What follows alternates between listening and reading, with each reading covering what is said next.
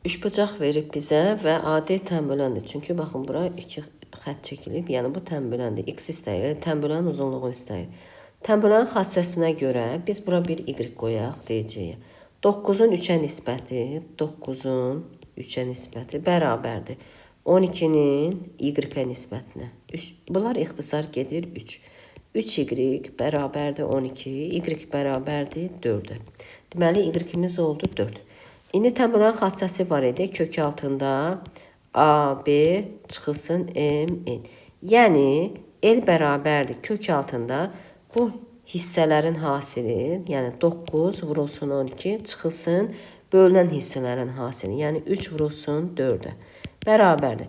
Kök altında 108 minus 12. Bərabərdir. Kök altında 96. O da bunu 96'dan yazırıq ki 16 vur 6 kimi 16'dan kök 4 çıxır, 6'dan çıxmır. 4 kök altında 6. Cavab 4 kök altında 6 olacaq.